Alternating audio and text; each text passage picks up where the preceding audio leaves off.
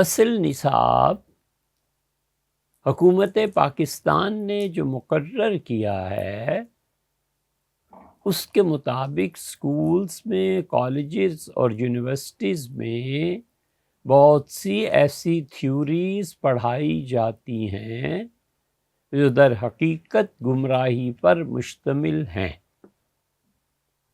بہت سی چیزیں سوشلزم اور کمیونزم کی پڑھائی جاتی ہیں، اور اس کے جو پروفیسر حضرات ہیں وہ اس پر لیکچرز دیتے ہیں، اور بالکل یہ ہوتا ہے کہ مذہب کی رائے اور ایک سوشلسٹ کی رائے ایک دوسرے سے متضاد ہے۔ ایک کمیونزم کا داعی اور ایک اسلامی معیشت کا داعی، دونوں کے نظریات میں بنیادی طور پر فرق ہے۔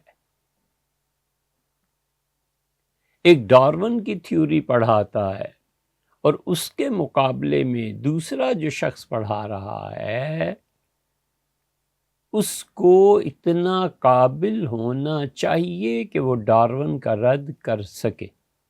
یہاں پہ دو باتیں پیش آتی ہیں، ایک تو یہ کہ یہ شریعت اور مذہب کا کارڈ کھیلنے والے یہ نہیں کرتے، اور یہ بہت بڑی کوتاہی ہے کہ وہ نظام تعلیم کو تبدیل کرنے کی کوشش کریں اور جڑ سے اکھاڑ پھینکیں اس نظام تعلیم کو جو ہمارے ملک میں رائج ہے، اور ہمت اور محنت کر کے، احتجاج کر کے اس نظام تعلیم کو بدلوائیں جو لوگوں کو ایسے ایسے نظریات پڑھنے کے پر مجبور کرتا ہے جو نظریات مذہبی رہنماؤں کی نظر میں ٹھیک نہیں ہے۔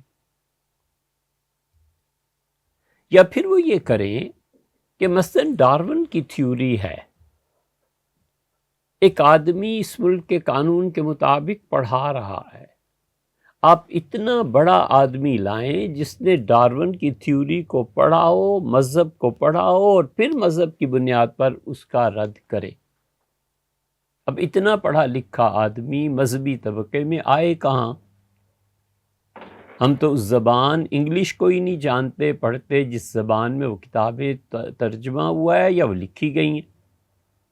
ہمیں آتا ہے تو صرف یہ کہ جو شاخ جو ٹہنی ہے اس کو پکڑو اور اس کو مارو اور اس کو مجبور کرو کہ یہاں پر لکھو کہ عورتوں کی عقل ناقص ہے، عورتیں سیکنڈ کلاس شہریت رکھتی ہیں اور مرد کو فوقیت اور بالادری حاصل ہے۔ یہ ہے ساری جہالت کی داستان۔ تو اس لیے بچوں، ہم کسی ایسی قیادت کی نہیں مانتے جس کو جہالت سے چھٹکارا نہ ملے، یا پھر جہالت سے علم میں آ بھی گئے ہوں تو تربیت نہ ہوئی۔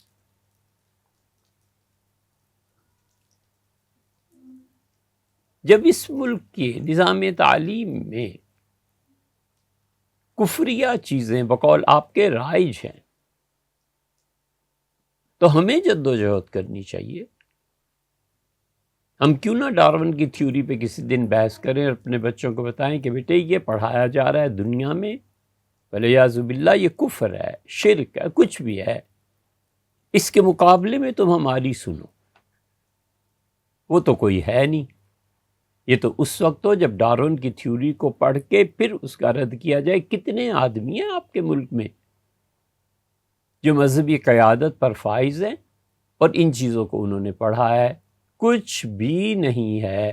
10 آدمی 20 کروڑ میں ایسے نہیں ہیں جو ڈارون کی تھیوری کو پڑھ کے پھر اس کا رد کریں، اور اتنا ہی زوردار رد کرے جیسے اس نے اپنے نظریے کو پیش کیا ہے۔ تو اس لیے جتنی بھی قیادت ہے وہ یا تو بچوں جاہل ہے، پڑھتے لکھتے نہیں،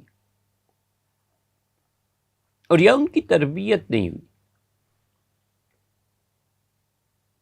تو یہ جو ائمہ مضلین ہیں، یہ جو گمراہ ہیں، جب دیکھتے ہیں کہ دوسرے کے سامنے بات نہیں چلتی، ہمارا فریق مخالف پڑھا لکھا ہے، وہ سوشلزم، کمیونزم، ڈارون تھیوری ان سب کا دفاع کرتا ہے، تو تم ایک کہو وہ 10 شواہد تمہیں دینے کو تیار ہے۔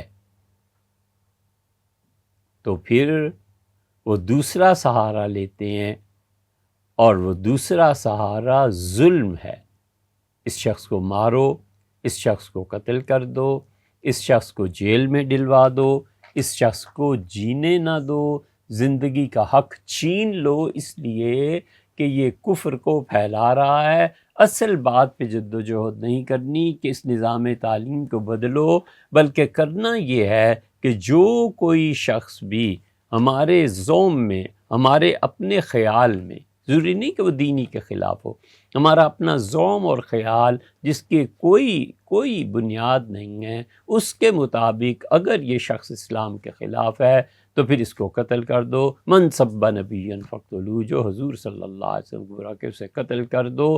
ایسی روایت جس پہ قانون کی بنیاد رکھی ہی نہیں جا سکتی، یہ سب جذباتیت ہے۔ جذبات کے ذریعے اس قوم کو نعروں کے ذریعے غذا دو اور قتل و غارت گری کو عام کرو۔ جو علم کی بات کرے اسے قتل کرو، جو تربیت کی بات کرے اسے قتل کرو، خود بھی گالیاں بکو اور اپنے پیچھے چلنے والوں کو بھی گالیوں کی تعلیم دو۔